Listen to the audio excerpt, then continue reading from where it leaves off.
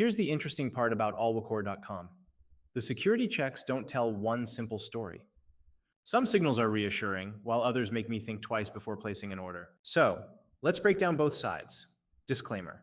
This video is an informational review based on publicly available evidence and independent checks available during research. It is not a definitive accusation of fraud, and you should verify current information before spending money.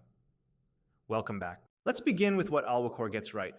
The website is built on Shopify, one of the most widely used e-commerce platforms. Griddensoft also detected established payment functionality, and the site has an active SSL certificate. Its security check reported no major malware or phishing detections at the time of analysis. Those are legitimate positives. But here's where things become more complicated. A secure connection doesn't tell you whether the company behind a store will actually deliver what you order. The same applies to Shopify. Shopify can provide the infrastructure for a legitimate business, but it doesn't automatically verify every retailer's reputation or guarantee every transaction. So I moved on to the identity and history of the website. The domain was registered on June 22nd, 2026, which makes Ahlwocore a very recent operation based on the supplied data.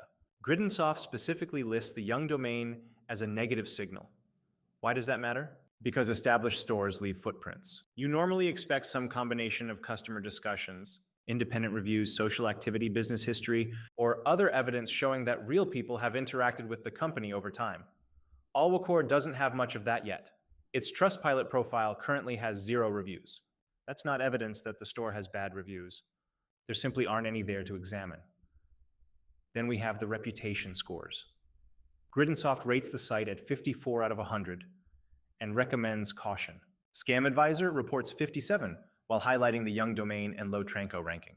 Scam Detector, however, is much more negative, giving the website only 18.3 out of 100. That's a substantial difference. Does that mean one of these services must be wrong? Not necessarily. Different systems use different methodologies and signals. The important point is that none of these scores should be treated as a final verdict by themselves.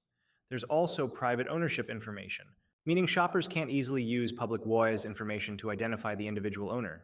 Again, privacy protection isn't automatically suspicious, but combined with a very young domain and almost no independent customer history, it gives me less information to work with. My conclusion is straightforward. Ahlwocore is not proven to be a scam, but it is not sufficiently established for me to recommend confidently either.